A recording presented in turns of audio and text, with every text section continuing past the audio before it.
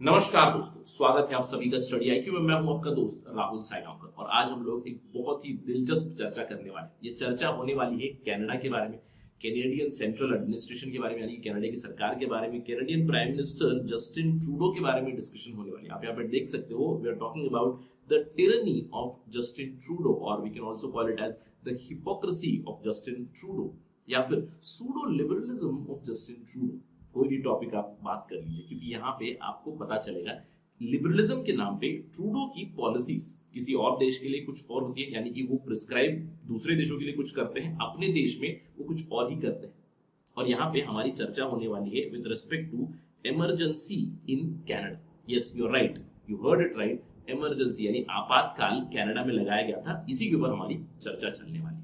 तो you will get very interesting information. यहाँ पे अंत में हम लोग इंडिया में जो किसान आंदोलन हुए थे पिछले साल, उसके बारे में हम चर्चा करेंगे, इसी कंपैरिजन जरूर करेंगे at the end of the discussion. तो ये सारी चीजों के बारे में पता चलेगा in this particular video. To get to know all those things, stay with me on Study IQ.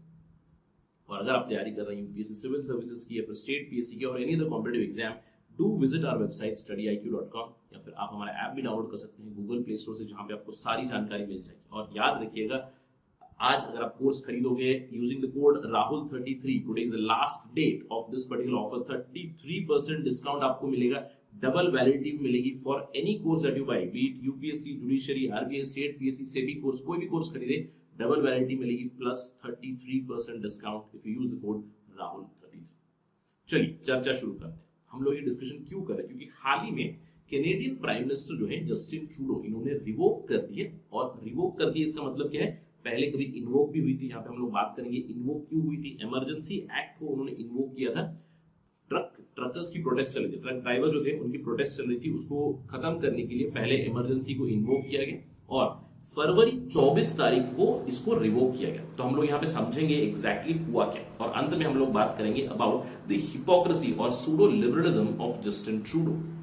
क्या हुआ था, चलिए समझते हैं इस चीज को। हम जानते हैं कोविड-19 पैंडेमिक अभी भी चल रहा है, पिछले साल भी पीक पे था, second wave, third wave, right. तो कनाडा में वैक्सीन मैंडेट्स लाए गए थे। अब ये वैक्सीन मैंडेट क्या होता है, यानी कि वैक्सीनेशन इज मैंडेटरी। अगर आपको कहीं पे भी ट्रैवल करना है, अगर आप एक फेडरल एम्प्लॉय यानी कि सेंट्रल गवर्नमेंट के एम्प्लॉय है, बॉर्डर्स आपको क्रॉस करने, तो आपके पास वैक्सीन सर्टिफिकेट होना ही होना है। तो कुछ इस तरह की चीजें लाई गई थी। आप यहाँ पे देख सकते हो, अक्टूबर 6, 2021 को नोटिफिकेशन आई और आखिरी तारीख इसकी रखी गई थी अक्टूबर 29, 2021। यानी कि अगर आप एक फेडरल वर्कर हो, सेंट्रल गवर्नमेंट के एम्प्लॉय, तो आपको वैक्सीनेटेड होना ही चाहिए, नहीं तो आप टर्मिनेशन फेस कर सकते हो, यानी कि आपकी नौकरी जा सकती है। अगर आप कोई ट्रैवलर हो, 12 साल की से भी ज्यादा आपकी उम्र है, तो आपको अगर फ्लाइट में ट्रैवल करना है, रेल में, माउंटेनियर ट्रेन में, क्रूज शिप्स में, यानी कि फेडरल ट्रांसपोर्टेशन में आपको जाना है, तो you have to show proof of full vaccination by October 30, 2021। अगर नहीं है तो आप ट्रैवल नहीं कर सकते। तो इसी के चलते इन्होंने जो भी ट्रक ड्राइवर्स थे, यानी कि जो ट्रांसपोर्टेशन सेक्टर में इन्वॉल्व थे, ट्रकर्स जो यूएस और कनाडा बॉर्डर से चीजें लाया और जाया करते हैं, ट्रांसपोर्टेशन किया करते थे, तो बॉर्डर ट्रकर्स के लिए ये जो वैक्सीन मैंडेट था, इस चीज को उन्होंने एक्सपैंड किया हुआ था। नॉर्मली सभी के लिए अक्टूबर 30 की डेट दी गई थी, लेकिन ट्रकर्स के लिए जनवरी 15 तक का, जनवरी 15 2022 तक का एक्सटेंशन दिया गया था। यानी कि अगर जनवरी 15 2022 तक ट्रक ड्राइवर्स जो हैं, जो कनाडा यूएस बॉर्डर पे ट्रांसपोर्टेशन कर रहे हैं, जो इधर से उधर चीजें ले जा रहे हैं, उधर से इधर चीजें लेके आ रहे हैं, अगर उनके पास वैक्सीन सर्टिफिकेट नहीं रहेगा तो वो कनाडा के अंदर एंटर नहीं कर सकते, कनाडा को छोड़कर बाहर नहीं जा सकते। तो कुछ इस तरह की रिस्ट्रिक्शन आ गई थी, यानी कि उनकी लाइवलीहुड के ऊपर एक सवाल उठ गया था। अब यहाँ पे ये बताया गया कि अगर आपके पास वैक्सीन सर्टिफिकेट नहीं है तो यू कैन फेस टर्मिनेशन। अब इस चीज को इस्तेमाल करते हुए बहुत सारे लोगों ने प्राइवेट सेक्टर से बहुत सारे एम्प्लॉयज को भी हटा दिया था, क्योंकि जब से ये वैक्सीन मैंडेट आया था 30 अक्टूबर 2021 से, तब से लेकर जो रॉन्गफुल डिसमिसल के लॉसूट्स हैं, बहुत सारे जो फायर्ड एम्प्लॉयज थे, इन्होंने रॉन्गफुल डिसमिसल के लॉसूट्स फाइल किए हुए इन कोर्ट्स इन कनाडा। यानी कि इसका एक दुष्परिणाम तो ये हुआ कि इस चीज को इस्तेमाल करते हुए प्राइवेट सेक्टर से भी लोगों को हटाया गया, गवर्नमेंट सेक्टर से भी लोगों को हटाया गया। इसके ऊपर ऑलरेडी लॉसूट्स अभी पेंडिंग है। लेकिन चलिए बात करते हैं ट्रकर्स के साथ क्या हुआ। ट्रकर्स की अगर हम लोग बात करें, ये कहा जाता है कि कनाडा में 1,20,000 के आसपास लाइसेंस ट्रक ड्राइवर्स हैं। अब वैक्सीनेशन शुरू हो गई थी पहले ही, तो वैक्सीनेशन काफी एक्सटेंसिव भी चल रही थी, और ये कहा जाता है कि जनवरी 2022 तक 85% कैनेडियन ट्रकर्स जो है, ट्रक ड्राइवर्स, वो वैक्सीनेटेड थे ऑलरेडी। तो किनको इफेक्ट हो रहा था, जनवरी 15 2022 के बाद कितने अफेक्टेड ड्राइवर्स थे? अप्रोक्सीमेटली 12,000 से 16,000। तो बेसिकली लॉजिक हमें क्या समझाता है कि इन्हें भी आप वैक्सीनेट करवाइए, उसके बाद आप मैंडेट थोड़ा सा एक्सटेंशन कर सकते हो। लेकिन कैनेडियन सरकार वाज एडमेंट। कैनेडियन सरकार ने ये कहा कि नहीं, January 15 2022 would be the last date, vaccine mandates रहेंगी। जिसके पास वैक्सीनेशन सर्टिफिकेट नहीं है वो ट्रैवल नहीं कर सकते। बेसिकली वो drivers would be out of business, उनके लाइवलीहुड के ऊपर सवाल उठ गए। तो इसके बाद क्या हुआ? ट्रकर्स ने एक प्रोटेस्ट शुरू कर दी।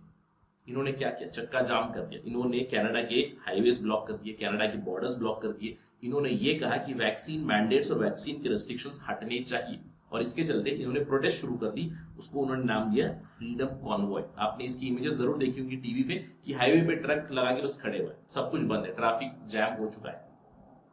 शुरुआती दौर पे तो ये जो इनिशियल कॉन्वॉय की मूवमेंट थी, ये वैक्सीन मैंडेट्स को प्रोटेस्ट कर रहे थे, लेकिन उसके बाद धीरे धीरे उन्होंने पूरे ही जो रेस्ट्रिक्शंस थे कोविड-19 से जुड़े हुए उसके खिलाफ प्रोटेस्ट कर दिया। अब ये क्वाइट अंडरस्टैंडेबल सी बात है। पिछले 2 सालों से I think everybody is frustrated because of कोविड-19 पैंडेमिक रेस्ट्रिक्शंस, और यहाँ पे वैक्सीनेशन रेट हाई चल रही है। As I told, the logical solution would have been to vaccinate and then extend this vaccine mandate date, but ये नहीं हुआ। द गवर्नमेंट वाज फोर्सफुल, उन्होंने कहा कि टर्मिनेट किया जाएगा। तो एक तरफ प्रोटेस्ट शुरू हुई, दूसरी तरफ सरकार एडमेंट थी। तो क्या हुआ? ये फ्रीडम कॉन्वॉय जो थी, ये शुरुआत हुई, फ्रीडम कॉन्वॉय की शुरुआत हुई, और इन्होंने अपनी कॉन्वॉय देखिए, आप यहाँ पे गाड़ीज वगैरह देख सकते हो।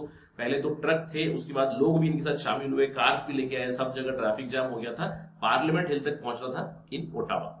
जनवरी 22 2022 को ये फ्रीडम कॉन्वॉय शुरू हुई। बहुत सारी व्हीकल्स आई, बहुत सारे कैनेडियन प्रोविंसेस में चक्का जाम कर दिया। इवेंचुअली ओटावा में ये लोग कन्वर्ज हुए, कनाडा में ओटावा में कन्वर्ज हुए at Parliament Hill by January 29 2022। और जैसे कि मैंने आपको बताया, पहले तो केवल ट्रकर्स इन्वॉल्व थे। यहाँ पे देखा मैंडेट, फ्रीडम चाहिए हमें, freedom from restrictions, freedom from compulsory restrictions और टर्मिनेशन बाय द गवर्नमेंट, इस तरह की चीजें शुरू हुई। पहले केवल ट्रकर्स इन्वॉल्व थे, उसके बाद हजारों की तादाद में पेडेस्ट्रियन प्रोटेस्टर्स भी शुरू हुए।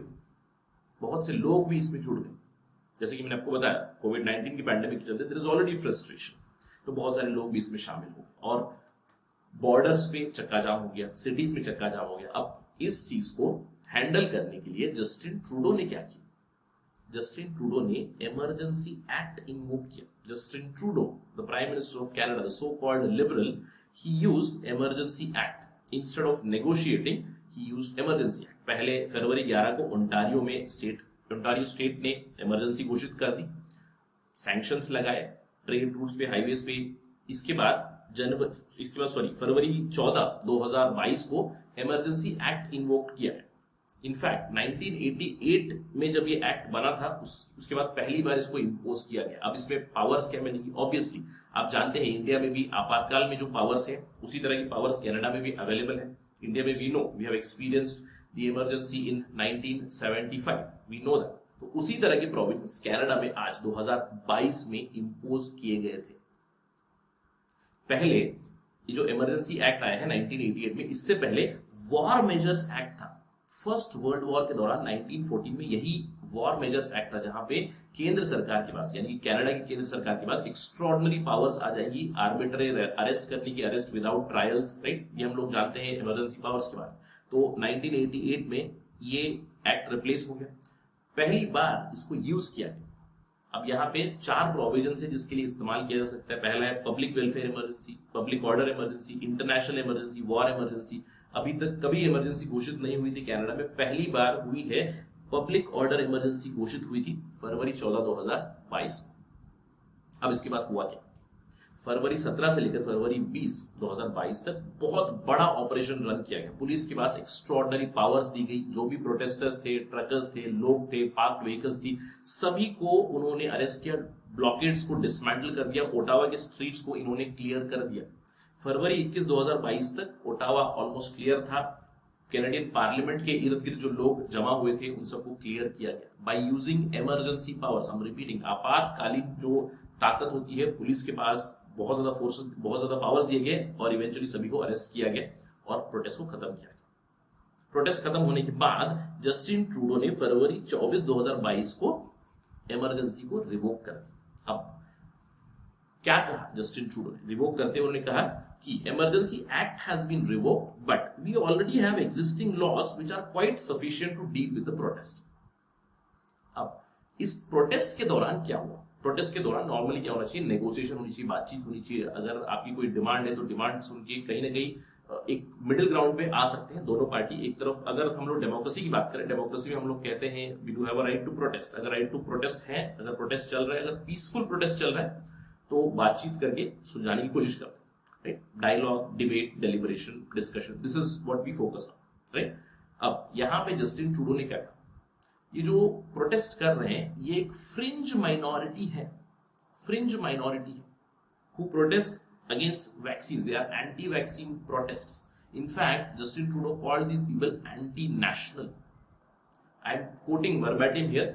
They are a small group that occupy loud space and decisions need to be made. Do we have to tolerate these people? अगला स्टेटमेंट था, freedom of expression, assembly and association are cornerstones of democracy. But truckers को उन्होंने क्या कहा? Nazis का, Nazi symbolism, racist imagery and desecration of war memorials are not.